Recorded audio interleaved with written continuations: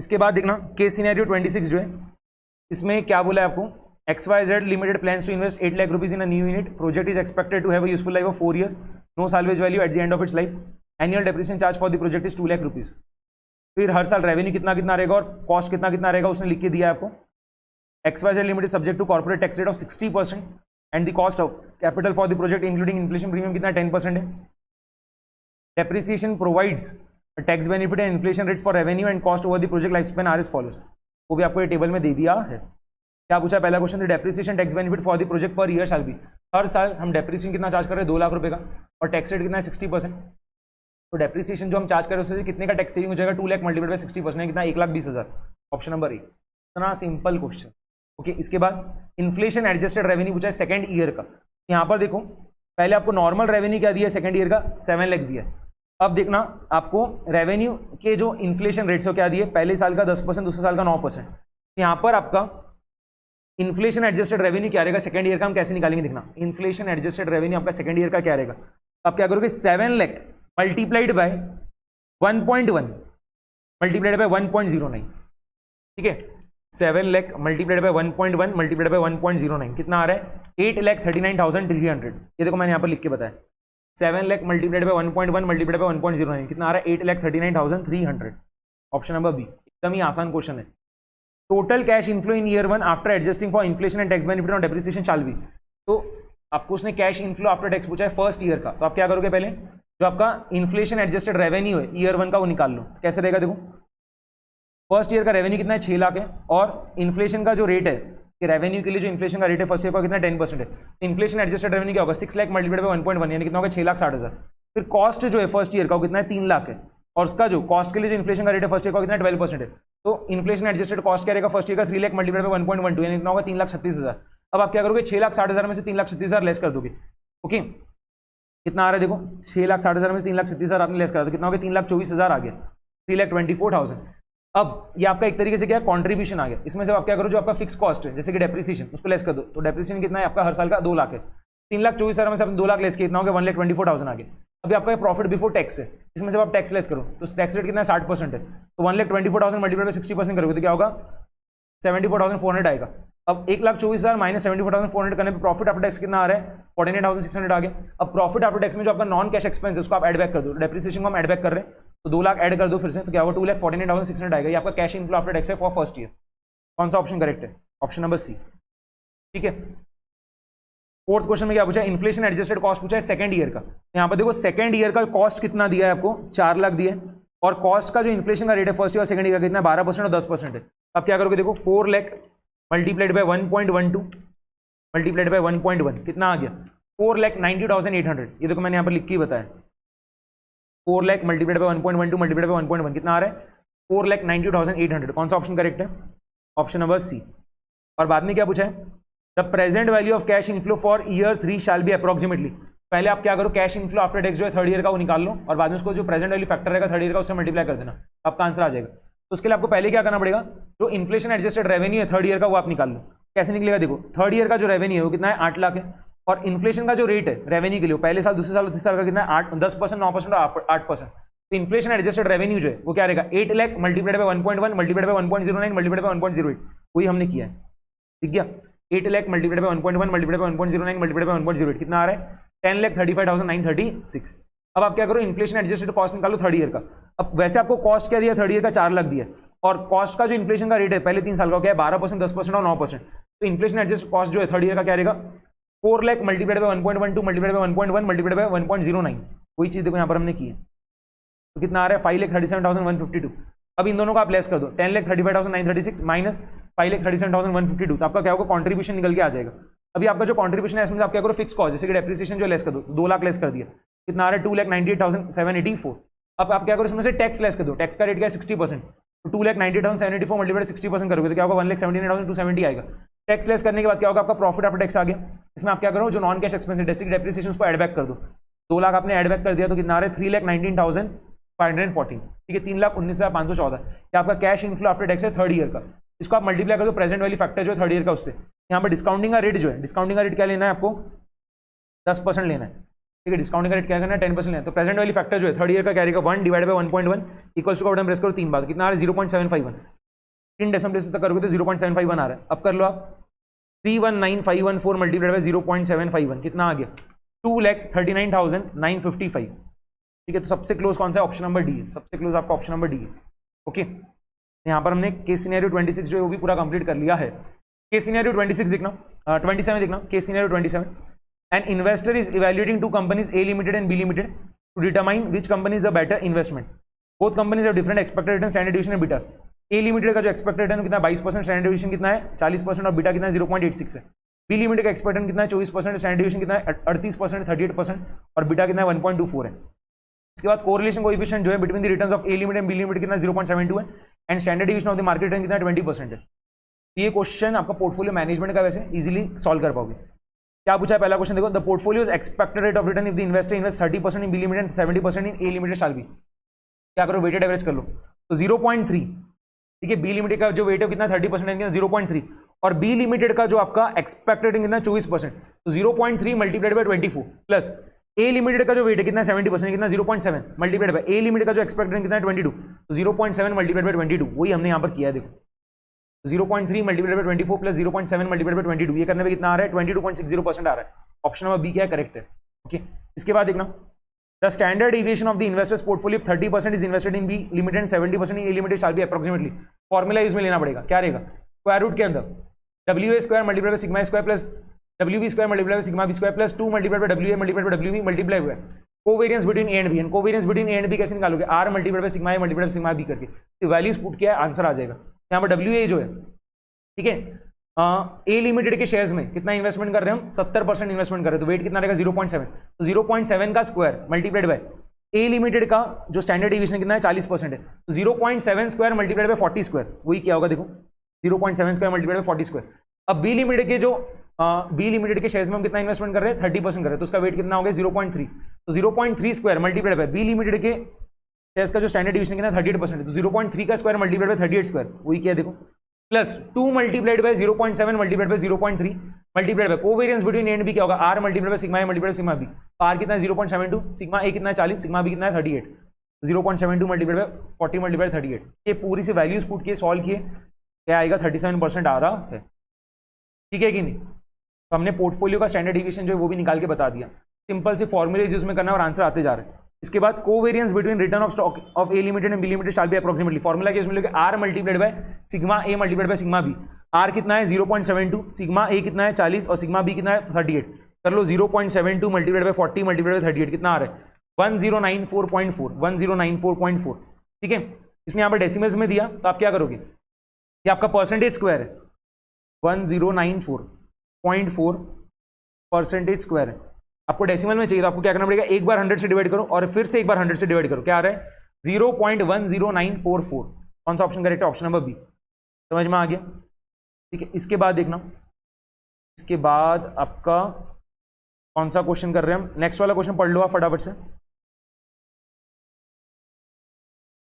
क्या दिया next question में, based on the data given the risk free rate of return shall be approximately. यहाँ पर आपको कैपिटल सेट प्राइसिंग मॉडल का फॉर्मूला सभी को पता है क्या होता है, R F plus R M minus R F multiplied by beta. तो आप R M minus R F को मार्केट रिस्क प्रीमियम भी लिख सकते हो। तो यहाँ पर देखो ए लिमिटेड के शेयर्स का जो एक्सपेक्टेड रिटर्न कितना है 22% है, तो 22 is equals to R F plus market risk premium multiplied by beta कितना है 0.86। ये हमारा पहला इक्वेशन बन गया, ठीक है। फिर स्टॉक बी के लिए बनाओ, तो स्टॉक बी का जो एक्सपेक्टेड रिटर्न कितना है वो कितना है 24 है और बीटा कितना है इसका 1.24 है, तो क्या होगा 24 is equals to R F plus market risk premium multiplied by 1.24। ये आपका दूसरा इक्वेशन बन गया। अब आपके पास दो इक्वेशंस है और दो अननोन्स है। दो अननोन्स कौन से हैं, एक आर एफ है और एक क्या है मार्केट रिस्क प्रीमियम है। तो आप क्या करो दोनों इक्वेशन को सब्ट्रैक्ट कर दो, क्या होगा R F minus R F eliminate हो गया, 22 माइनस 24 कितना हो गया -2 और इसको जब आप माइनस करो 0.86 माइनस 1.24 ये करने पे क्या हो रहा है -0.38 आ गया। -2 is equal to -0.38 multiplied by market risk premium. तो मार्केट रिस्क प्रीमियम जो कितना होगा -2 divide by -0.38, minus minus cancel out हो जाएगा, तो 2 डिवाइड बाय 0.38 करने पे कितना आ गया, ये आ रहा है आपका 5.26, ठीक है 5.26। मार्केट रिस्क प्रीमियम आपका 5.26 आ गया। कोई भी एक इक्वेशन में क्या करो मार्केट रिस्क प्रीमियम जो है 5.26 पुट कर दो। तो हम पहले वाली इक्वेशन में एमआरपी जो है मार्केट रिस्क प्रीमियम जो क्या कर रहे हैं 5.26 पुट कर रहे हैं, तो 22 is equals to RF plus 0.86 multiplied by 5.26। उसके जो आप सॉल्व कर रहे हो इस इक्वेशन को तो आरएफ कितना आ रहा है 17.48% आ रहा है। कौन सा ऑप्शन है, ऑप्शन नंबर ए। ओके, क्वेश्चन नंबर 5 देखना क्या है, based on the data given the market rate of return shell be approximately. हमने ऑलरेडी क्वेश्चन नंबर 4 में मार्केट रिस्क प्रीमियम निकाल रखा है, कितना है 5.26 है। आरएम माइनस आरएफ जो है, आरएम माइनस आरएफ कितना है 5.26 है। आरएफ भी हमने ऑलरेडी निकाल लिया, कितना है 17.48 है। तो क्या होगा, RM minus 17.48 is equal to 5.26। तो आरएम क्या हो जाएगा 5.26 प्लस 17.48, 5.26 प्लस 17.48 करने में क्या होगा 22.74% आ जाएगा। यहाँ पर हमने केस सिनेरियो 27 जो ये भी पूरा कंप्लीट कर लिया है। अब देखना केस सिनेरियो 28, ये केस सिनेरियो 28 जो एक बार पढ़ लो फटाफट से। XYZ Limited, a US firm, will require 3 lakh pounds in 180 days and is evaluating different strategies to hedge against currency risk. Available market data is as follows. Current spot rate दिया आपको $1 is equal to $2 और 180 days forward क्या दिया $1 is equal to $1.96। बाद में interest rate आपको UK का 180 days का दे रखा है, कितना है डिपॉजिट रेट है 4.5%, ये 180 डेज का ही 4.5% 180 डेज का ही। और बोरिंग रेट जो है कितना है 5% है 180 डेज का। यूएस का 180 डेज का जो इंटरेस्ट रेट वो दिया है, डिपॉजिट का रेट है 5% 180 डेज का, और बोरिंग रेट जो है कितना है 5.5% है 180 डेज का। ऑप्शन कॉन्ट्रैक्ट क्या बोला देखो, call option contract, call option available on pound, ठीक है, call option available on pound expiring in 180 days with exercise price $1.97 and premium कितना $0.04 पर pound. XYZ Limited has forecasted the following probabilities for spot rates after 180 days। ये आपको जो यहाँ पर table में दे रखा है। आगे पहला क्वेश्चन देखो, the expected dollar amount needed XYZ Limited does not hedge. अगर XYZ Limited अपने आप को हेज नहीं करती है तो उस केस में कितना डॉलर अमाउंट लगेगा, ठीक है। तो यहाँ पर आप क्या करो, पहले एक्सपेक्टेड स्पॉट रेट निकाल लो, ठीक है, एक्सपेक्टेड स्पॉट रेट निकाल लो जो 180 डेज के बाद रहने वाला है। एक्सपेक्टेड स्पॉट रेट क्या रहेगा 180 डेज के बाद वो आप निकाल लो। तो कैसे करोगे आप, summation of probability multiplied spot rate, क्या करना पड़ेगा 1.91 multiplied by 0.25 plus 1.95 multiplied by 0.60 plus 2.05 multiplied by 0.15, वही चीज क्या है देखो, दिखा कि हमने क्या करा, पहले एक्सपेक्टेड स्पॉट रेट जो रहेगा 180 डेज के बाद वो निकाल लिया, कैसे करके summation of probability multiplied spot rate करके। तो कितना आ रहा है 1.955 आ रहा है। अब देखो कितने पाउंड चाहिए था, वो जो यूएस फर्म उसको पूरे मिले कितने पाउंड चाहिए 3 लाख पाउंड चाहिए, और जो एक्सपेक्टेड स्पॉट रेट रहेगा 180 डेज के बाद वो कितना रहेगा 1.955 डॉलर्स पर पाउंड। एक्सपेक्टेड डॉलर अमाउंट जो है क्या रहेगा 3 लाख मल्टीप्लाइड बाय 1.955, कितना आ रहा है $5,86,500, ठीक है। ये हमारा पहले क्वेश्चन का आंसर आ गया। सेकंड क्वेश्चन देखना, if XYZ Limited chooses the forward contract option, the expected dollar amount needed in 180 days, the dollar amount required shall be। यहाँ पर देखो आपको 180 डेज फॉरवर्ड रेट दे रखा है कि £1 इज इक्वल टू $1.96। तो अगर वो जो कंपनी XYZ Limited वो अपने आप को हैच करने के लिए क्या करी, फॉरवर्ड कवर ले लेती है, तो उसके इसमें क्या होगा 180 डेज के बाद जब वो 3 लाख पाउंड खरीदेगी तो उसके लिए क्या हो रहा है, आज की तारीख में क्या हो रहा है, रेट फिक्स करके कर लिया, और वो रेट क्या है $1.96 पर पाउंड। एक पाउंड खरीदने के लिए $1.96 देना पड़ेगा। तो 3 लाख पाउंड खरीदने के लिए कितना डॉलर देना पड़ेगा, 3 लाख मल्टीप्लाइड बाय 1.96 कितना आ रहा है $5,88,000। ये कौन सा आंसर है, option number A. Third question देखो, under the money market hedge approximately how much will XYZ Limited need to repay after 180 days. अब यहां पर देखना मनी मार्केट हेज में यहां पर क्या क्या स्टेप्स रहेगी। पहले हम क्या करेंगे, 3 लाख पाउंड्स जो है, ये 3 लाख पाउंड्स का जो प्रेजेंट वैल्यू आ रहा है वो हम निकाल लेंगे, ठीक है। 3 लाख पाउंड्स का जो प्रेजेंट वैल्यू आ रहा है, ठीक है, इतना अमाउंट हम क्या करेंगे, इन्वेस्ट करेंगे। समझ में आ रहा है, यहां पर क्योंकि यूएस फर्म जो है उसको 3 लाख पाउंड्स चाहिए 180 डेज के बाद में, यहां पर हम क्या करेंगे 3 लाख पाउंड्स का जो भी प्रेजेंट वैल्यू आएगा इतना अमाउंट हम क्या करेंगे, इन्वेस्ट करेंगे, ठीक है। तो यहां पर देखो आप यूके में 180 डेज का जो डिपॉजिट का रेट है वो कितना है 4.5% है। 180 डेज का जो डिपॉजिट का रेट है वो कितना है 4.5% है। तो 3 लाख पाउंड्स का जो प्रेजेंट वैल्यू है वो क्या होगा, 3 लाख डिवाइडेड बाय 1 प्लस 0.045, तो क्या होगा 3 लाख डिवाइडेड बाय 1.045, वही चीज हमने किया है, दिख गया। कितना आ रहे हैं 2,87,081.31 पाउंड। इतना अमाउंट हम क्या करने वाले, इन्वेस्ट करने वाले। इतना पाउंड हम क्या करेंगे, इन्वेस्ट करेंगे। अब इतना पाउंड इन्वेस्ट करने के लिए पहले हमें इतना पाउंड खरीदना भी तो पड़ेगा, ठीक है। तो अब हम क्या करेंगे 2,87,081.34 पाउंड हमें इन्वेस्ट करना है। तो इतना पाउंड हमें इन्वेस्ट करने के लिए पहले इतना पाउंड खरीदना पड़ेगा, ठीक है। और आज की तारीख में जो स्पॉट रेट है वो क्या है, £1 इज इक्वल टू $2। तो 2,87,081.34 पाउंड खरीदने के लिए कितना डॉलर्स लगेगा, तो क्या करोगे आप 2,87,081.34 मल्टीप्लाइड बाई 2, ये हमने कर लिया, ठीक है। तो कितना आ रहा है $5,74,162.68, $5,74,162.68। ओके, अब इतना डॉलर्स का हम क्या करेंगे, लोन लेंगे, इतने डॉलर्स का हम क्या करेंगे, लोन लेंगे 180 डेज के लिए। अब देखो यूएस में 180 डेज का जो बोरिंग का रेट है कितना है, 5.5% है। अब हमने जो इतना अमाउंट का लोन लिया है, 5,74,162.68 डॉलर्स का हमने जो लोन लिया है, उसको हमें क्या करना पड़ेगा, 180 डेज के बाद पूरा की पूरा रिपे करना पड़ेगा। तो हम प्रिंसिपल का रिपेमेंट भी करेंगे और साथ में जो 180 दिन का ब्याज रहेगा वो भी हम देंगे। तो 180 डेज का जो इंटरेस्ट है वो कितना आएगा, 5,74,162.68, 5,74,162.68 मल्टीप्लाइड बाय, यहां पर आपको 180 डेज का ही, ठीक है, मिस्टेक मत करना, 180 डेज का ही बोरिंग का रेट दिया है 5.5%, ये पर एनम नहीं है, ये 180 डेज का ही है। यहां पर आपका जो 180 दिन का ब्याज आ रहा है वो कितना रहेगा, 5,74,162.68 मल्टीप्लाइड बाय 5.5%, ठीक है, ये आपका आ रहा है 31,578.95, 31,578.95, ठीक है। तो ये आपका इंटरेस्ट आ गया 180 डेज का, और साथ में आप प्रिंसिपल का रिपेमेंट भी करोगे तो ये आपको और देना पड़ेगा, इसमें ऐड कर दो, प्लस 5,74,162.68 कितना आ गया, 6,05,741.63, ठीक है, 6,05,741.63। सबसे नियरेस्ट कौन सा, ऑप्शन नंबर बी। ओके, तो यहाँ पर स्टेप्स ख्याल रखना। पहले हम क्या करेंगे, 3 लाख पाउंड्स का जो प्रेजेंट वैल्यू आ रहा है, इतना पाउंड हम क्या करेंगे, इन्वेस्ट करेंगे। अब इतना पाउंड इन्वेस्ट करने के लिए पहले इतना पाउंड खरीदना पड़ेगा, उसके लिए कितने डॉलर्स लगेंगे वो हमने निकाल लिया। अब इतने डॉलर्स का हम क्या करेंगे, लोन लेंगे और उसको क्या करने वाले, 180 डेज के एंड में पूरा रिपे कर देंगे, ठीक है। चलो फोर्थ क्वेश्चन क्या है, if XYZ limited chooses the call option contract after 180 days the total cost in dollars for 3 lakh pounds inclusive of interest on premium amount shall be. अब यहां पर आप देखना कैसे हम पूरा क्वेश्चन नंबर 4 जो है सॉल्व कर रहे हैं। तो यहां पर देखो एक्सरसाइज प्राइस क्या है, 1.97 डॉलर्स, ध्यान से देखते जाना, एक्सरसाइज प्राइस कितना है, 1.97 डॉलर्स है। अब अगर 180 डेज के बाद स्पॉट रेट 1.91 डॉलर्स रहेगा, ठीक है, आपने क्या करा, कॉल ऑप्शन खरीदा, पाउंड पे जो कॉल ऑप्शन था उसको आपने क्या करा, खरीद रखा है, और एक्सरसाइज प्राइस कितना है, 1.97 डॉलर्स है। अब अगर 180 डेज के बाद स्पॉट रेट जो है क्या रहेगा, 1.91 डॉलर्स रहेगा। तो यहाँ पर देखो 1.91 क्या है, 1.97 से छोटा है, तो क्या होगा, यहाँ पर आपका कॉल ऑप्शन लैप्स हो जाएगा। हम क्या करेंगे, 1.91 के रेट पे क्या करेंगे, पाउंड खरीदने वाले।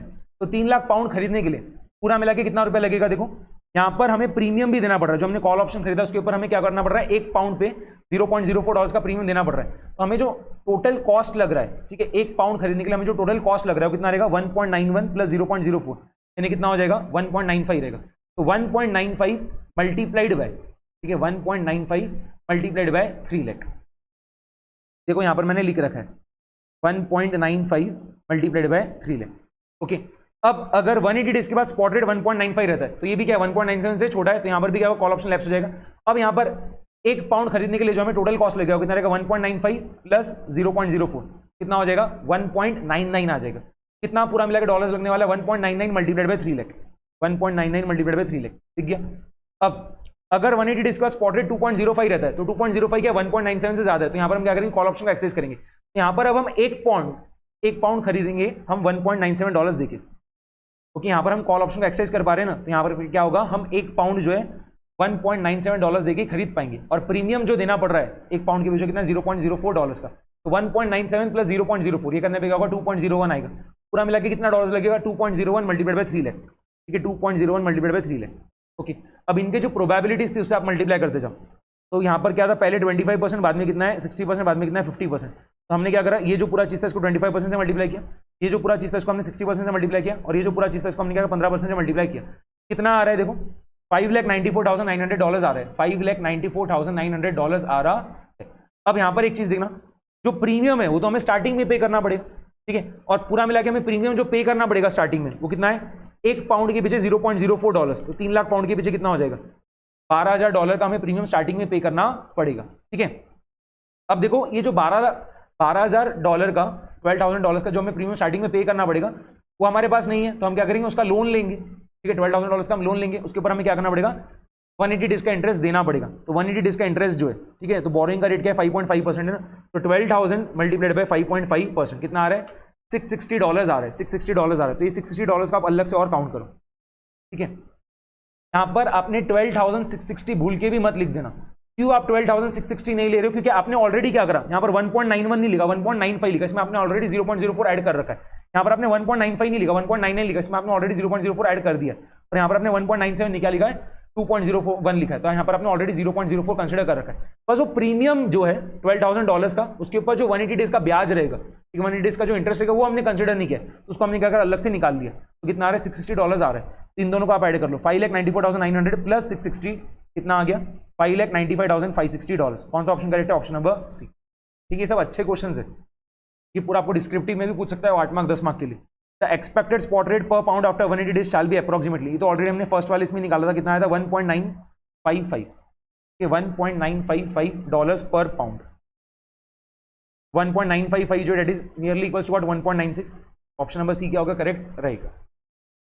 ठीक है, अब केस सिनेरियो 29 जो है उसको देखना। P limited is planning to borrow an amount of 60 crore rupees for a period of 3 months in the coming 6 months time from now. Current rate of interest जो is 9% per annum, but it is likely to go up in 6 months time. Company wants to hedge itself against the likely increase in interest rate. US CFO has been asked to suggest both traditional as well as modern methods to hedge interest rate risk. यहाँ पर आपको जो ये पूरे 3x6, 6x9 और 9x12 FRA के rate दे रखे हैं। P Limited has already issued redeemable bonds or debentures. पहला क्वेश्चन क्या है, which of the following rates shall be applicable for FRA to hedge the interest rate risk if P Limited agrees to adopt this method to hedge interest rate risk? यहाँ पर देखो P limited को जो है, ध्यान से देखना, P limited को जो है क्या करना है, 60 करोड़ रुपीस बोरो करना है 3 महीने के लिए, कब, 6 महीने के बाद।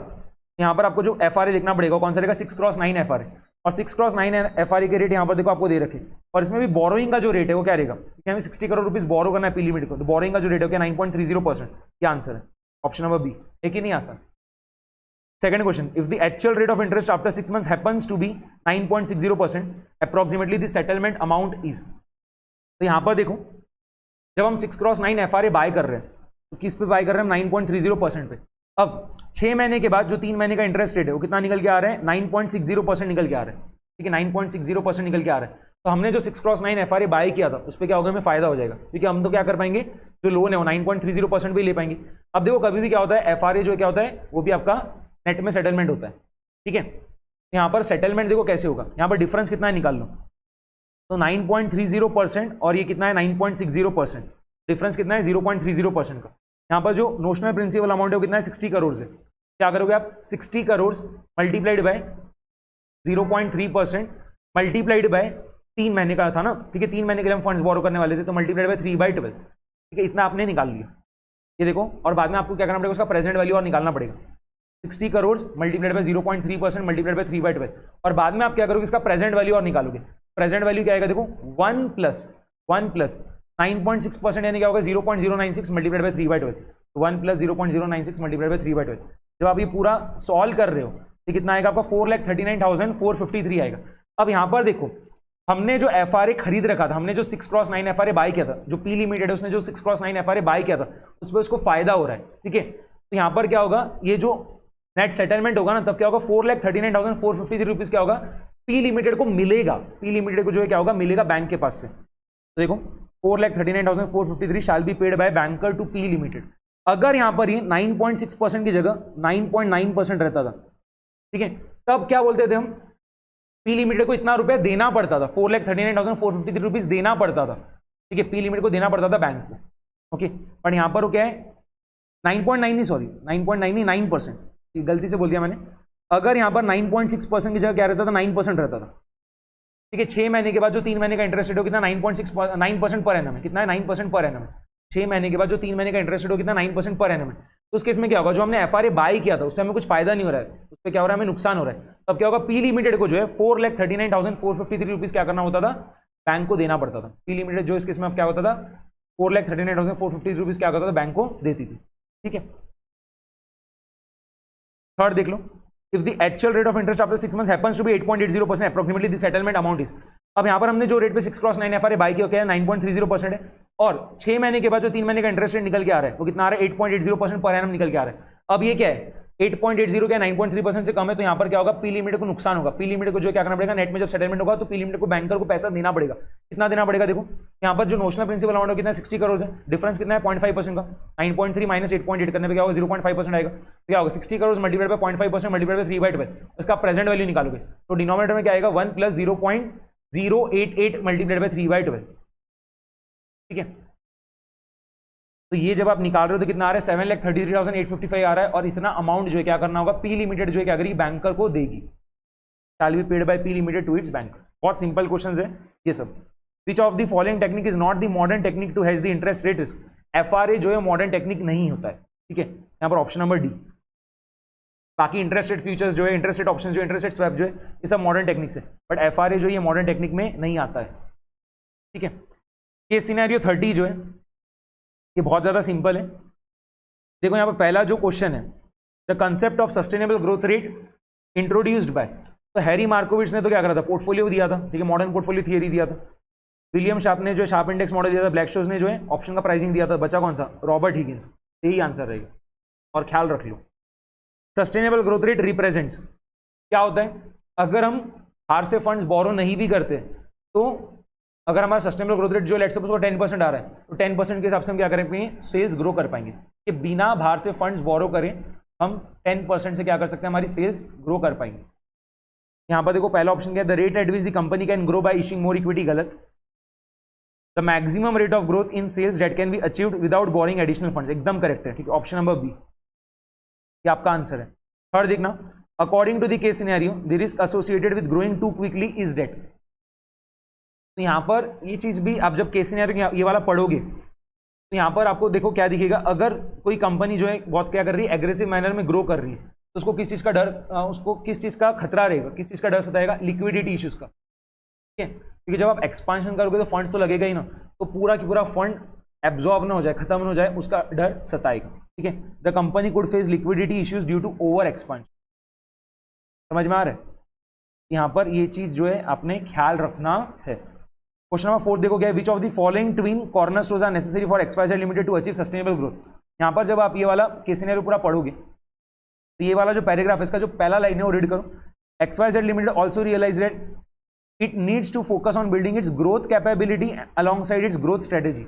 ये दो कॉर्नर स्टोर होते हैं, ग्रोथ कैपेबिलिटी और ग्रोथ स्ट्रेटेजी, ठीक है. आंसर क्या आएगा, option number B. In an inflationary condition, if creditors require the XYZ Limited historical cost debt to equity ratio stay constant, the inflation, पहला ऑप्शन क्या है, reduces the need for external financing, increases the sustainable growth rate by lowering cost, lowers the sustainable growth rate, it has no effect on the company's growth rate. देखो debt to equity ratio constant ही रखना है आपको, ठीक है. जो XYZ Limited के creditors है उनको क्या करना है, कंपनी का debt to equity ratio constant ही रखना है, ओके. बट इन्फ्लेशनरी कंडीशंस है, उस वजह से क्या होगा, कॉस्ट वगैरह आपकी बढ़ते जाएगी, कॉस्ट आपकी इंक्रीज होगी ना, ऑब्वियस ही बात है. इन्फ्लेशनरी कंडीशन से तो आपको क्या होगा, पहले के मुकाबले ज्यादा कॉस्ट लगेगा, तो आपका प्रॉफिट आफ्टर टैक्स क्या होगा, कम आएगा. आपका प्रॉफिट आफ्टर टैक्स कम आएगा तो आपका रिटर्न ऑन इक्विटी भी कम आने वाला है. आपका रिटर्न ऑन इक्विटी कम आएगा तो आपका सस्टेनेबल ग्रोथ रेट क्या होगा, कम हो जाएगा. क्योंकि सस्टेनेबल ग्रोथ रेट का फॉर्मूला क्या होता है, retention ratio multiplied by return on equity. तो रिटर्न ऑन इक्विटी कम होने की वजह से क्या होगा, आपका सस्टेनेबल ग्रोथ रेट जो है क्या होगा, कम हो जाएगा. Option number C, okay. Case scenario 31 जो है इसको एक बार रीड कर लो. यहाँ पर X लिमिटेड एक्वायरिंग कंपनी और Y लिमिटेड जो है क्या है, टारगेट कंपनी है, और दोनों कंपनीज के बारे में आपको कुछ इंफॉर्मेशन जो है टेबल में दे रखा है. यहाँ पर देखो क्या बोला है, पहला question, if the company borrows funds at the rate of 15% rate of interest and buys out target company by paying cash, how much it should offer to maintain its EPS assuming tax rate at the rate of 30%. यहाँ पर क्या हो रहा है, cash deal हो रहा है. Acquiring company क्या कर रही है, कैश देकर क्या कर रही है, टारगेट कंपनी को अक्वायर कर रही है, ठीक है. स्टॉक डील नहीं हो रहा है, क्या हो रहा है, कैश डील हो रहा है. यहाँ पर लेट सपोज करो एक्स अमाउंट का कैश लग रहा है, तो उसके ऊपर जो पूरा मिला के इंटरेस्ट लगेगा, ठीक है, वो कितना लगेगा, इंटरेस्ट रेट क्या 15% है ना, तो पूरा मिला के जो इंटरेस्ट एक्सपेंस है कितना हो जाएगा, x मल्टीप्लाइड बाय 15%, कितना 0.15x, ठीक है. और ये जो हम इंटरेस्ट पे करेंगे उसके ऊपर क्या होगा, टैक्स का सेविंग्स होगा, तो जो नेट इंटरेस्ट एक्सपेंस है वो कितना लगेगा. देखो इंटरेस्ट एक्सपेंस जो है वो ग्रॉस इंटरेस्ट एक्सपेंस मैंने पूछा था पहले, वो कितना रहेगा, x मल्टीप्लाइड बाय 15%, यानी कितना 0.15x. बट जो हम इंटरेस्ट पे करेंगे उसके ऊपर टैक्स बचेगा भी ना, तो नेट इंटरेस्ट एक्सपेंस जो है वो कितना लगेगा, 0.15x मल्टीप्लाइड बाय 70%. ये कितना आ रहा है, 0.105x आ रहा है, ठीक है, 0.105x आ रहा है. अब देखना उसने क्या बोला है, how much it should offer to maintain its EPS assuming tax rate at the rate of 30%. अब देखो जब कैश डील होगा तब कुछ भी शेयर्स बढ़ने वाले के एक्वायरिंग कंपनी के नहीं, जितने पहले थे इतने ही बाद में भी रहेंगे. अब आपको अर्निंग्स पर शेयर भी क्या चाहिए, जितना पहले था इतना ही बाद में भी चाहिए. How much should it offer to maintain its EPS assuming tax rate at the rate of 30%, ठीक है. तो जितना अर्निंग्स पर शेयर पहले था एक्स लिमिटेड का, इतना ही उसको क्या चाहिए, बाद में भी चाहिए, ओके. अब यहां पर देखो अर्निंग्स पर शेयर जो है, अर्निंग्स पर शेयर जो है एक्स लिमिटेड का जो है पहले कितना था, तो आप कैसे निकालोगे, नेट प्रॉफिट था 80 लाख रुपीस, पी रेशियो कितना है 10.5 है and current market price per share कितना है 42 है। यहाँ पर अर्निंग्स पर शेयर कैसे निकलेगा, market price per share divide by P ratio, तो 42 डिवाइड बाय 10.5 करने पे क्या होगा 4 आ जाएगा। तो यहाँ पर एक्वायरिंग कंपनी जो एक्स लिमिटेड उसका अर्निंग्स पर शेयर कितना था मर्जर के पहले, ठीक है, टेक ओवर के पहले कितना था 4 रुपये था, 4 रुपीज़ पर शेयर था, और बाद में भी कितना चाहिए 4 रुपीज़ पर शेयर चाहिए। बेसिकली देखो यहाँ पर क्या होगा, कैश डील हो रही है तो नंबर ऑफ शेयर्स आउटस्टैंडिंग जो है जितने पहले थे उतने ही बाद में भी रहेंगे। इसका मतलब हमें क्या चाहिए, जो पहले नेट प्रॉफिट था वही हमें क्या चाहिए, बाद में भी नेट प्रॉफिट चाहिए, ठीक है। मर्जर के बाद भी जो अक्वायरिंग कंपनी उसका नेट प्रॉफिट हमें कितना चाहिए, जितना पहले था 80 लाख इतना ही चाहिए। तो अब जब दोनों कंपनीज आपस में मर्ज हो जाएगी तो दोनों कंपनीज का क्या होगा, सिनर्जी इन अर्निंग्स कुछ भी हो नहीं रहा है तो क्या करेंगे हम ऐड कर देंगे उनके जो रिस्पेक्टिव प्रॉफिट आफ्टर टैक्स उसको हम क्या करेंगे ऐड कर देंगे। क्या होगा 80 lakh plus 15.75 lakh, 80 plus 15.75 minus interest expense कितना होगा 0.105x, ठीक है, that should be equals to what 80। Okay, यहाँ पर आपका इक्वेशन जो है वो क्या बन जाएगा 0.105x is equals to 15.75x, x जो है वो क्या आएगा 15.75 डिवाइडेड बाय 0.105 कितना आ रहा है 150 लाख आ रहा है, 150 लाख आ रहा है, ठीक है। यहाँ पर सिंपली अगर आपको याद रख लेना है तो क्या करोगे आप, अगर आपको अक्वायरिंग कंपनी का अर्निंग्स पर शेयर जितना पहले था उतना ही क्या करना है बाद में रखना है कैश डील वाले इसमें, आप क्या करना, जो आपका नेट इंटरेस्ट एक्सपेंस है that should be equals to what profit after tax of target company, ठीक है। तो 0.105x that should be equals to what 15.75x, तो x कितना होगा 15.75x डिवाइड बाय 0.105 तो कितना होगा 150 लाख आ जाएगा। तो ऑप्शन नंबर सी क्या है करेक्ट है।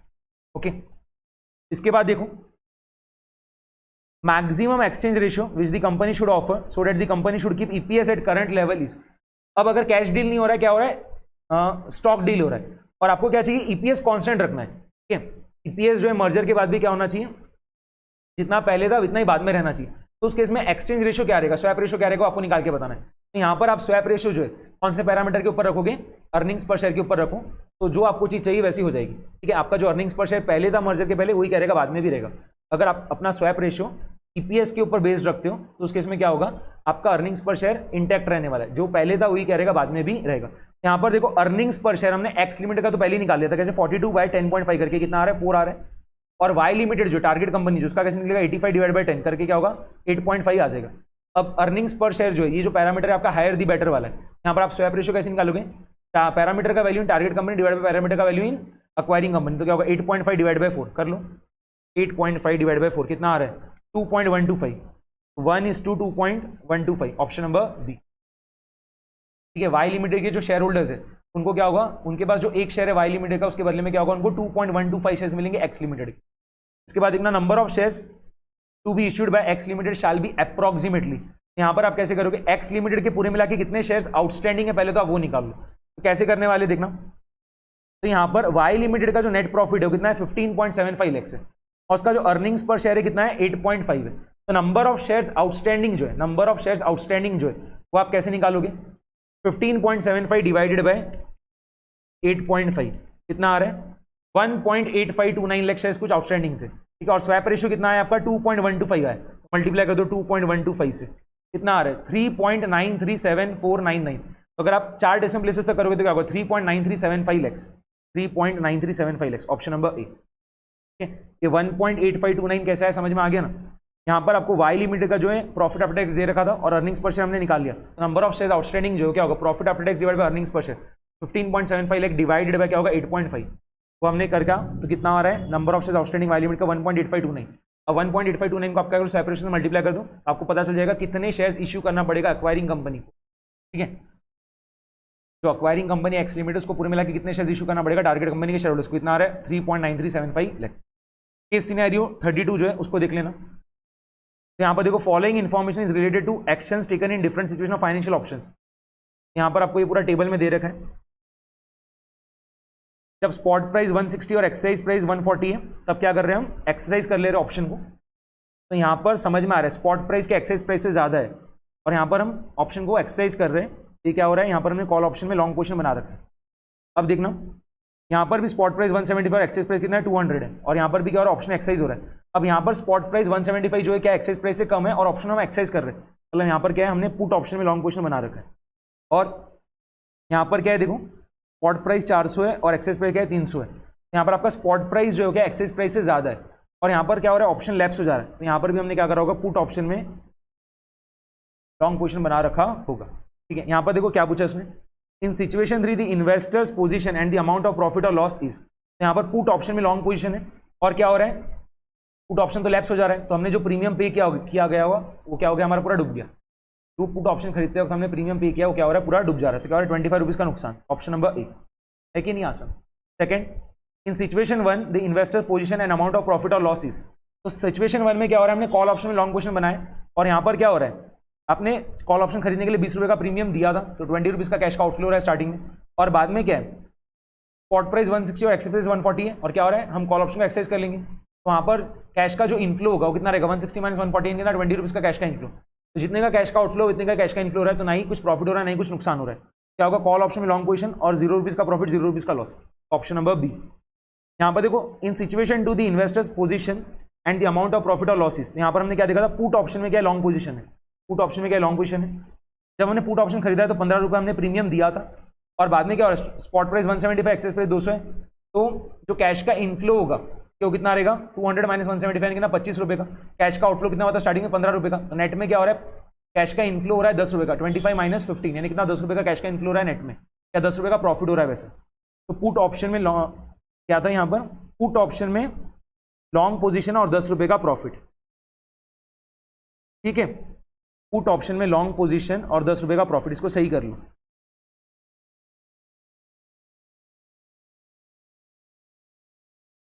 ठीक है कि नहीं, समझा, वो गलती से ठीक हो गया था वहां पे, उसको सही कर लेना, क्योंकि देखो यहाँ पर क्या हो रहा है, सेकंड वाले सिचुएशन में, सेकंड वाली सिचुएशन है ना यहाँ पर, हाँ सेकंड वाली सिचुएशन में क्या हो रहा है, ऑप्शन एक्सरसाइज हो रहा है, और यहाँ पर जो स्पॉट प्राइस है 175 वो क्या एक्सरसाइज प्राइस से कम है। इसका पक्की बात हो गई कि हमने पुट ऑप्शन यहाँ पर खरीद रखा है। ठीक है, पुट ऑप्शन में लॉन्ग पोजीशन है, उस पर क्या होगा, 25 रुपीज़ का कैश का इनफ्लो होगा, और क्या हो रहा है, स्टार्टिंग में हमने 15 रुपये प्रीमियम दिया था, 15 रुपये का कैश का आउटफ्लो, तो क्या हो रहा है, नेट में 10 रुपये का फायदा हो रहा है। यहाँ पर ऑप्शन नंबर ए करेक्ट आएगा, नंबर ए। केस सिनेरियो 33 जो है वो देखना, यहाँ पर आपको बॉन्ड ए और बॉन्ड बी की इंफॉर्मेशन दे रखी टेबल में, बाद में प्रेजेंट वैल्यू फैक्टर्स दे रखे, और इन्वेस्टर जो एक पोर्टफोलियो बना रहा है जिसमें 75% वो पैसा बॉन्ड ए में लगा रहा है, 25% पैसा बॉन्ड बी में लगा रहा है, और डिस्काउंटिंग का रेट कितना लेना है, 10% लेना है। अब देखो पहला जो क्वेश्चन है उसमें क्या पूछा है, the price and duration of the bond B shall be approximately. तो यहाँ पर आप बहुत इजीली जो है प्राइस निकाल सकते हो। कैसे निकालने की भी जरूरत नहीं, ओरली बता सकते हो। कैसे देखना, जो आपका कूपन रेट है बॉन्ड बी का, जो कूपन रेट है वही क्या है आपका डिस्काउंटिंग का रेट भी है, और यहाँ पर जो रिडेम्पशन है वो भी क्या हो रहा है, फेस वैल्यू पे हो रहा है, रिडीमेबल जो है एट पार है। इस केस में क्या होगा, बॉन्ड बी का जो प्राइस है क्या होगा, उसके फेस वैल्यू के बराबर ही आएगा। अगर आप निकालोगे ना coupon amount multiplied by present value annuity factor plus redemption value multiplied by present value factor, वो करके भी करोगे तो वैसे ही आएगा। ठीक है, यहाँ पर देखो कौन से ऑप्शन में आपको प्राइस 1000 दिख रहा है, एक तो ऑप्शन नंबर बी में दिख रहा है और एक क्या है ऑप्शन नंबर डी में दिख रहा है। तो आपको ड्यूरेशन निकालना ही पड़ेगा। ड्यूरेशन कैसे निकलता है, summation of W x divide by summation of W. Okay, अब यहाँ पर देखो आपको एक टेबल बनाना पड़ेगा, उसमें पूरे कॉलम्स कौन कौन से रहेंगे देखना, ईयर का, कैश फ्लोज का, प्रेजेंट वैल्यू फैक्टर्स का और प्रेजेंट वैल्यूज का।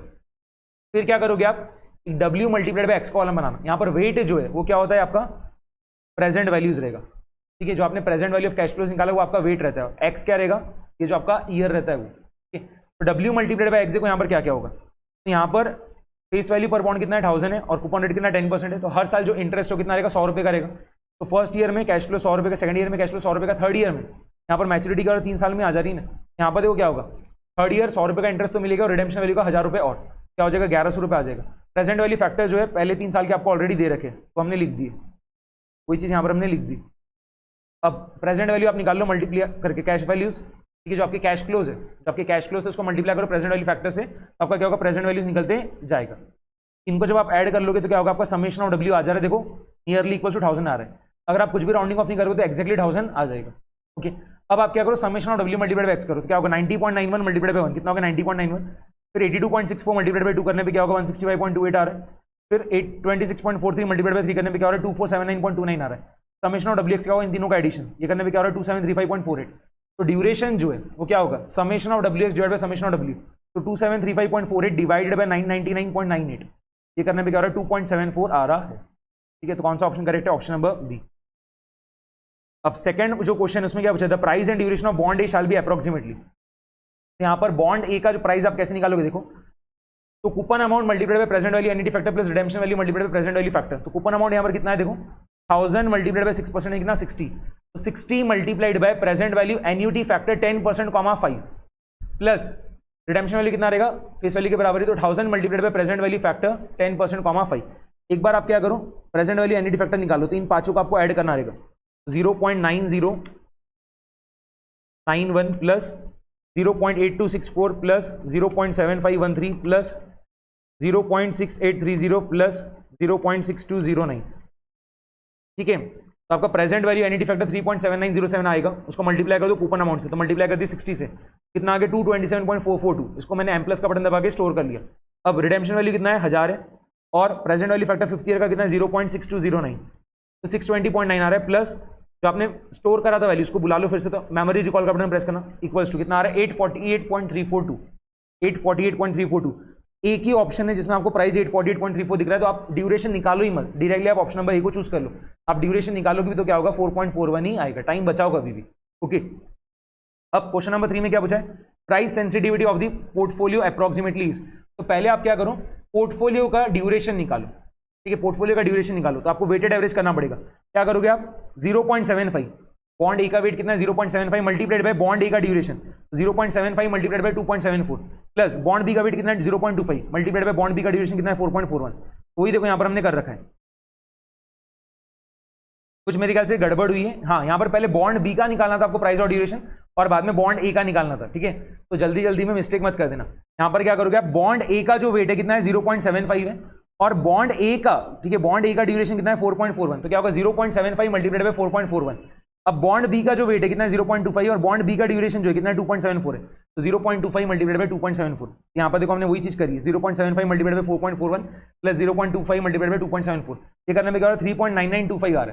तो पोर्टफोलियो का हमारा ड्यूरेशन आ गया। ठीक है, वेटेड एवरेज करके हमने पोर्टफोलियो का ड्यूरेशन निकाल लिया। आपको प्राइस सेंसिटिविटी निकालना है, वॉलिटिलिटी निकालना है। कैसे निकलेगा, duration divided by 1 plus YTM। यहाँ पर क्या होगा 3.9925 डिवाइडेड बाय 1 प्लस, यहाँ पर YTM जो है डिस्काउंटिंग का रेट जो है क्या लेना है 10% लेना है, तो 10% लेने क्या होगा 0.1, तो 3.9925 डिवाइडेड बाय 1.1 कितना आ रहा है 3.6295 आ रहा है। अगर आपको 2 डेसिमल प्लेसेस तक चाहिए तो क्या होगा 3.63 आ जाएगा। ठीक है, 3.63, और यहाँ पर ये माइनस साइन का इंडिकेट दिखा रहा है कि YTM और बॉन्ड प्राइस में क्या इनवर्स रिलेशनशिप होता है, इसके लिए क्या हो रहा है माइनस साइन दिखा रहा है, तो माइनस 3.63। समझ में आ गया। चलो, केस सिनेरियो 34 जो है उसको एक बार रीड कर लो फटाफट से। तो Z Limited paid a dividend of 5 rupees for the current year. Dividend is expected to grow at 25% for the next 6 years and eight 10% per annum there after. The return of government bonds is 13% per annum, तो risk free rate जो है कितना 13% है, and market return is expected to be around 20%, तो RM कितना है 20% है। Correlation between market return and Z Limited share return is 0.3733, R कितना दिया 0.3733। Standard division of market return and Z Limited share is 12% and 18% respectively.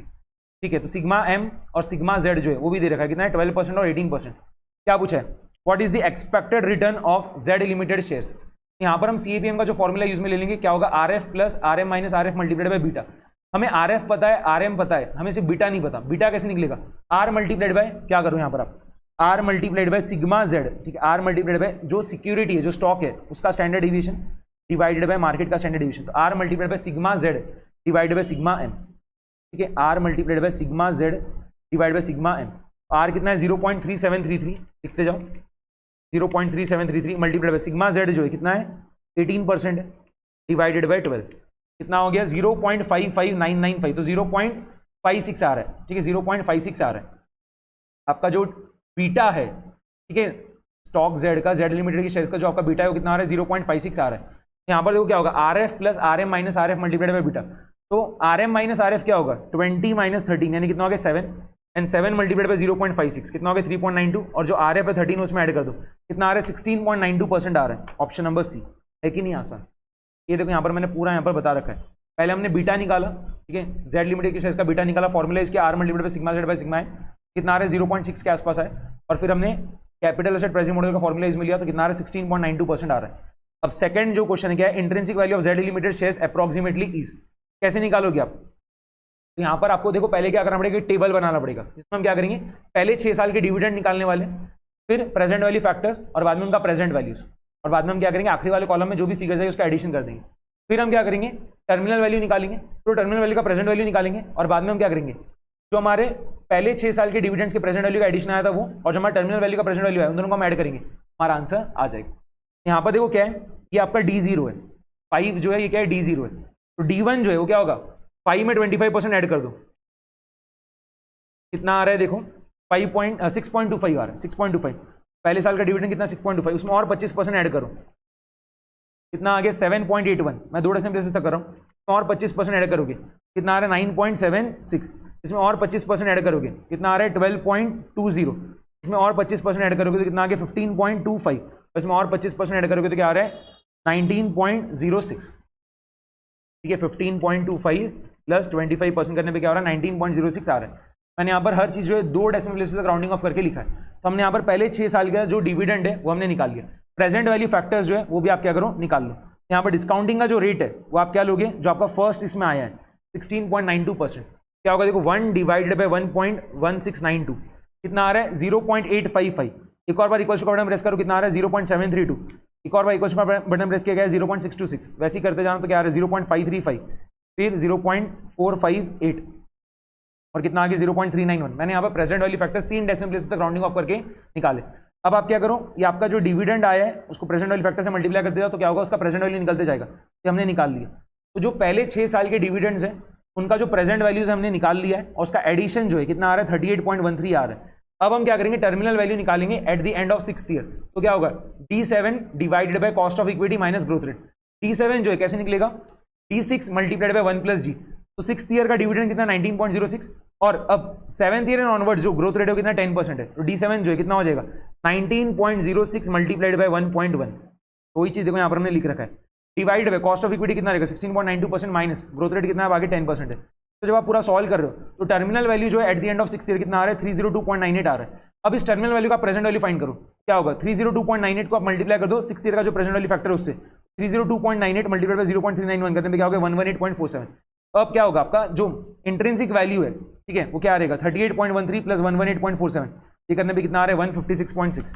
सबसे close यहाँ पर क्या है आपका ऑप्शन नंबर ए है। ऑप्शन नंबर ए को हम चूज करेंगे। फिर क्या, if current market price of the share is ₹315 then stock is. आज की तारीख में शेयर प्राइस कितना 315 है, बट होना क्या चाहिए इंट्रिंसिक वैल्यू मतलब क्या शुड बी प्राइस। आज की तारीख में शेयर प्राइस होना चाहिए था 156.75, बट है कितना 315, मतलब क्या है जो प्राइस होना चाहिए था उससे बहुत ज्यादा है, ओवर वैल्यूड है, ओवर वैल्यूड। ऑप्शन नंबर ए। ओके, केस सिनेरियो 35 जो है ये हमारा सुपर 60 क्वेश्चन का पहला सम है। S limited as a market capitalization of 3000 crores and the current earnings per share is 200 rupees with the price earning ratio of 15। The board of directors is considering a proposal to buy back 20% of the shares at a premium which can be supported by the financials of the company. The board expects post buyback market price per share of ₹3057.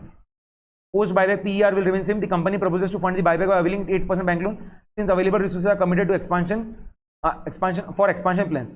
Applicable income tax rate कितना 30% है। Number of shares proposed to be bought back. तो यहाँ पर देखो सबसे पहले आप क्या करना, मार्केट प्राइस पर शेयर निकाल लो। तो क्या होगा current market price per share निकालो तो क्या होगा current earnings per share multiplied by current P ratio.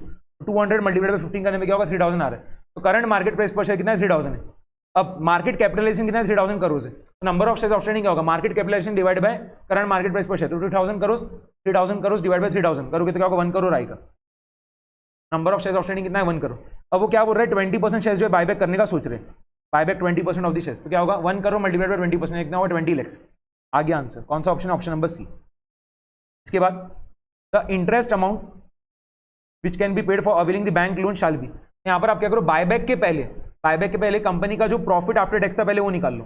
क्या रहेगा बायबैक के पहले कंपनी के 1 करोड़ शेयर्स आउटस्टैंडिंग थे एंड अर्निंग्स पर शेयर क्या था 200।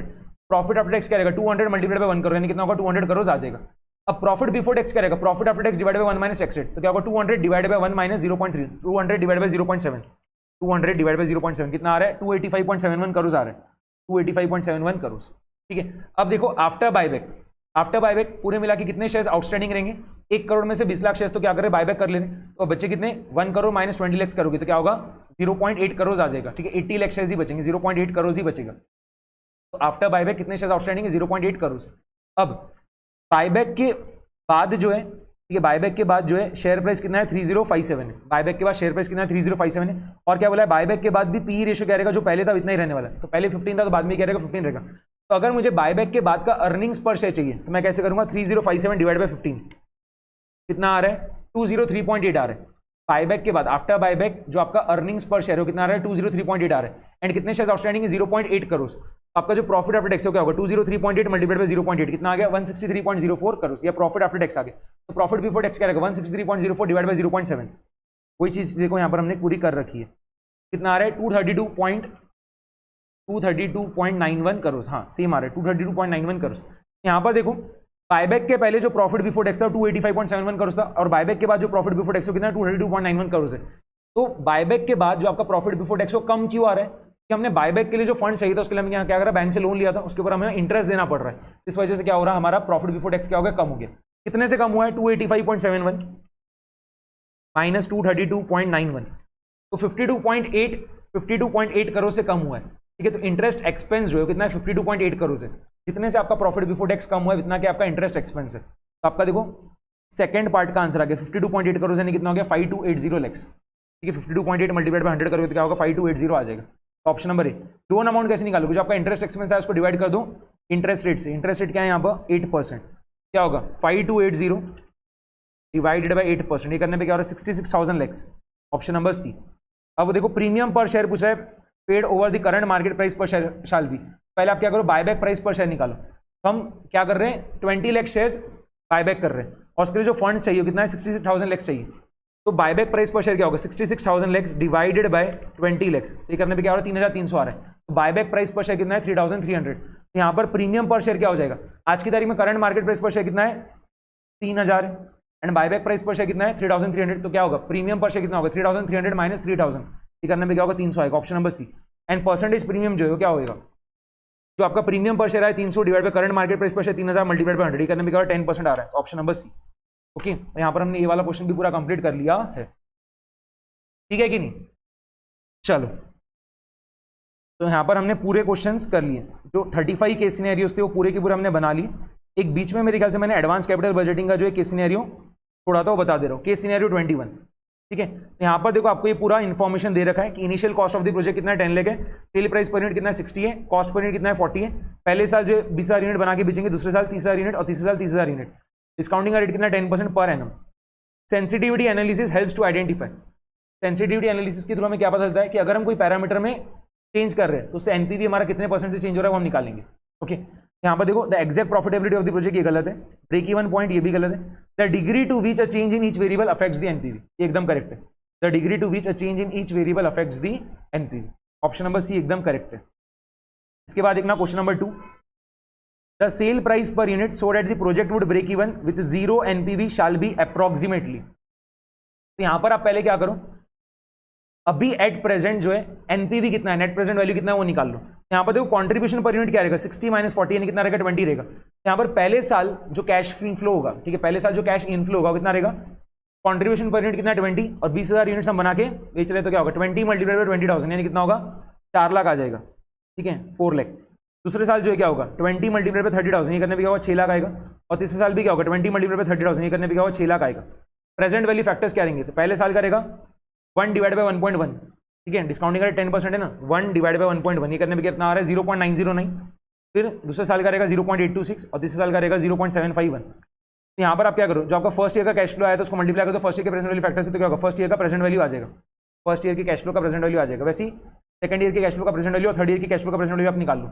इन तीनों को जब आप ऐड करोगे तो क्या होगा present value of all cash inflows आ गया। Present value of all cash inflows कितना आ रहा है 13,09,800 आ रहा है। ठीक है और आपका जो इनिशियल कैश आउटफ्लो है वो कितना है 10 लाख है।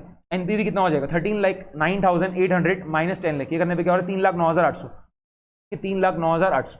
अब वो क्या पूछ रहा है देखो sale price per unit so that the project would break even with 0 NPV shall be approximately. Sale price per unit क्या रहना चाहिए जिससे हमारा प्रोजेक्ट का एनपीवी 0 आए।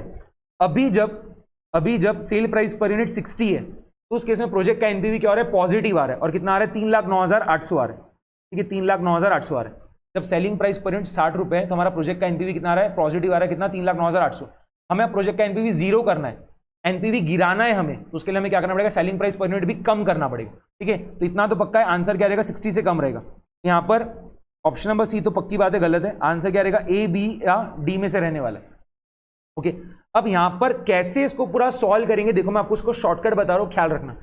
यहां पर आप मान लो कि हम सेलिंग प्राइस पर यूनिट जो उसको क्या कर रहे हैं एक्स से कम कर रहे हैं। ठीक है हम क्या कर रहे हैं सेलिंग प्राइस पर यूनिट को क्या कर रहे हैं एक्स रुपीज से कम कर रहे हैं।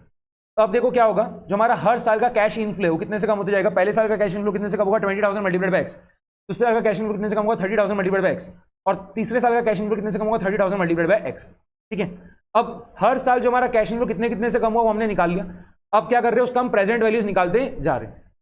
ओके, तो यहां पर देखो क्या होगा, 20,000 multiplied by x multiplied by 0.909, फिर 30,000 multiplied by x multiplied by 0.826, फिर plus 30,000 multiplied by x multiplied by 0.751। यहां पर आप एक्स कॉमन निकाल सकते हो, ये क्या होगा, पूरा चीज ब्रैकेट में आ जाएगा।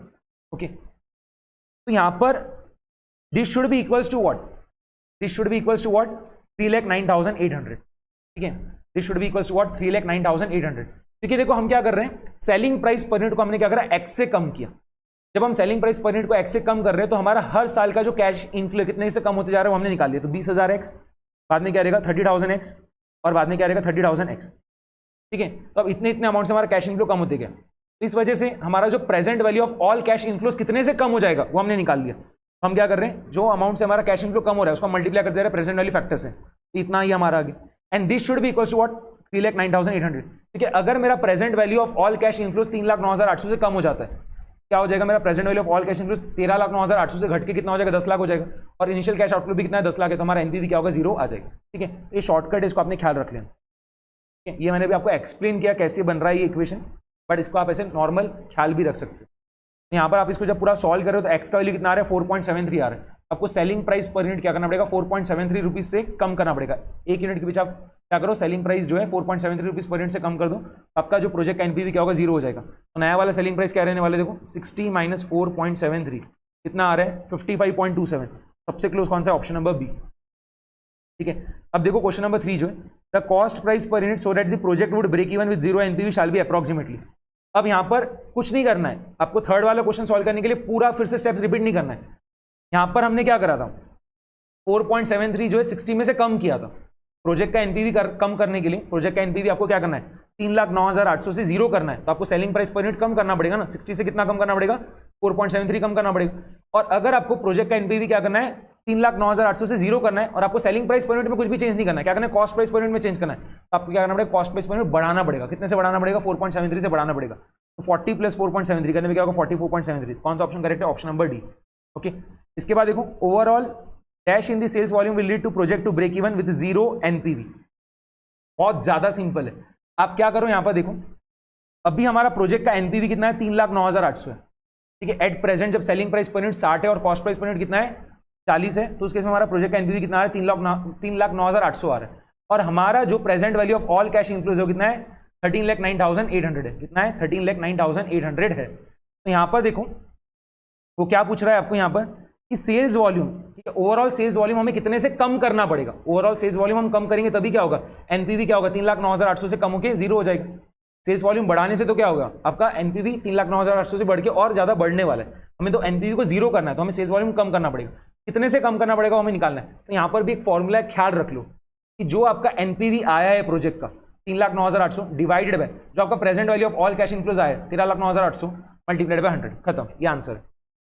3,09,800 डिवाइडेड बाय 13,09,800 मल्टीप्लाइड बाय 100, ये करने पे कितना आ रहा है, 23.65% आ रहा है। अब 23.65% से आपको सेल्स वॉल्यूम कम करना है। सबसे क्लोज कौन सा है यहाँ पर, ऑप्शन नंबर बी। ठीक है, ऑप्शन नंबर बी।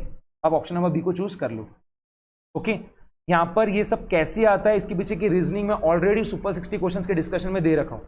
अभी मैं आपको डायरेक्टली फॉर्मुलेज बता रहा हूँ, शॉर्टकट्स बता रहा हूँ, तो ख्याल रखना कि सेल्स वॉल्यूम आपको कितने से कम करना पड़ेगा जिससे आपका प्रोजेक्ट का एनपीवी 0 हो जाए। तो क्या रहेगा उसका फॉर्मूला, जो अभी एट प्रेजेंट प्रोजेक्ट का एनपीवी है divided by present value of all cash inflows multiplied by 100। ठीक है, यहाँ पर सेलिंग प्राइस पर यूनिट आपको कितने से कम करना पड़ेगा जिससे आपका प्रोजेक्ट का एनपीवी 0 हो जाए। वो आप क्या करोगे, एक्स ब्रैकेट में जो भी आपका सेल्स वॉल्यूम हर साल का उसको आप क्या करो, मल्टीप्लाई कर जाओ प्रेजेंट वैल्यू फैक्टर से और उसको बाद में ऐड कर लेना। एक्स बाद में ब्रैकेट में 20,000 multiplied by 0.909 plus 30,000 multiplied by 0.826 plus 30,000 multiplied by 0.751। ठीक है, that should be equals to what, अभी जो प्रोजेक्ट का एनपीवी है वो that should be equals to 3,09,800। तो आप इस इक्वेशन को जब पूरा सॉल्व कर रहे हो क्या होगा, आपको एक्स का वैल्यू मिल जाएगा। तो कितना आ रहा है, 4.73। तो हमें सेलिंग प्राइस पर यूनिट क्या करना पड़ेगा, 4.73 से कम करना पड़ेगा, तो हमारा प्रोजेक्ट का एनपीवी 0 हो जाएगा। और हमें कॉस्ट प्राइस पर यूनिट 4.73 से बढ़ाना पड़ेगा। अगर आप सेलिंग प्राइस पर यूनिट को 60 ही रख रहे हो तो कॉस्ट प्राइस पर यूनिट को अगर आप 4.73 से बढ़ा देते हो तब क्या होगा, आपका प्रोजेक्ट का एनपीवी 0 हो जाएगा। ठीक है, a dash in the initial outlay will tend to project with break even with 0 NPV। इसका भी आप फॉर्मूला ख्याल रखो, क्या होता है, अभी एट प्रेजेंट जो प्रोजेक्ट का एनपीवी है वो divided by initial cash outflow multiplied by 100। आपको जो है इनिशियल कैश आउटफ्लो जो है कितने से बढ़ाना है, ठीक है, इनिशियल कैश आउटफ्लो कितने से बढ़ाना है जिससे आपका प्रोजेक्ट का एनपीवी 0 हो जाए। तो अभी देखो at present value of all cash inflows कितना है 13,09,800 है, और अभी जो इनिशियल कैश आउटफ्लो कितना है 10 लाख है। अगर इनिशियल कैश आउटफ्लो भी 13,09,800 रहता है तो उसमें क्या होगा, प्रोजेक्ट का एनपीवी 0 हो जाएगा। तो हमें क्या करना है, जो प्रोजेक्ट का एनपीवी है 0 करना है, उसके लिए हम क्या करना है, जो इनिशियल कैश आउटफ्लो 10 लाख से बढ़ा के कितना करना है 13,09,800 करना है। कितने से बढ़ाना है, 3,09,800 से बढ़ाना है। तो परसेंटेज इंक्रीज कैसे निकालोगे, 3,09,800 डिवाइडेड बाय पहले कितना था 10 लाख, ठीक है, मल्टीप्लाइड बाय 100 कितना आ रहा है 30.98% आ रहा है। 30.98% से बढ़ाना पड़ेगा, ठीक है। क्या आएगा, इंक्रीज ऑफ 30.98%। सबसे क्लोज यहां पर क्या है, option number C, increase of 31.03%। तो राउंडिंग ऑफ की वजह से थोड़ा बहुत डिफरेंस आ रहा है, बट हमारा 30.98% आया ना कि हमें हमारा इनिशियल कैश आउटफ्लो 30.98% से बढ़ाना पड़ेगा। सबसे क्लोज कौन सा, ऑप्शन नंबर सी। आप ऑप्शन नंबर सी को चूज करके आ जाओगे, ठीक है। तो यहाँ पर इसी के साथ हमने पूरे के पूरे केस सिनेरियोस जो है डिस्कस कर लिए। उम्मीद करता हूं आप लोग को सेशन बहुत ज्यादा हेल्पफुल लगा होगा। आप स्पीड बढ़ा के भी थोड़ा देख लेना, आपका अच्छे से जो है क्या होगा, 2.5 घंटे के अंदर पूरे के पूरे 35 केस सिनेरियोस रिवाइज करके हो जाएंगे। ओके, चलो तो बढ़िया से अपनी पढ़ाई चालू रखो। कुछ भी दिक्कत वगैरह आता है तो आपको जो स्क्रीन पे नंबर दिख रहा है उस पर आप व्हाट्सएप वगैरह करके अपने डाउट्स वगैरह पूछ पाओगे। सुपर 60 क्वेश्चंस का जो हमारा मैराथन रिवीजन वीडियो है उसको आपने पूरा अच्छे से देख लेना है। बहुत सारे क्वेश्चंस उसमें से आपको देखने को मिलेंगे एग्जाम, ठीक है। ऑल द बेस्ट आपको सभी को एग्जाम के लिए। आपका पेपर सबका बहुत बढ़िया जाएगा, आप 70+ फोड़ के आ ही जाओगे, ठीक है। चलो बाय बाय एवरीवन, मिलते हैं अब हम कल आपका पेपर होने के बाद। ओके।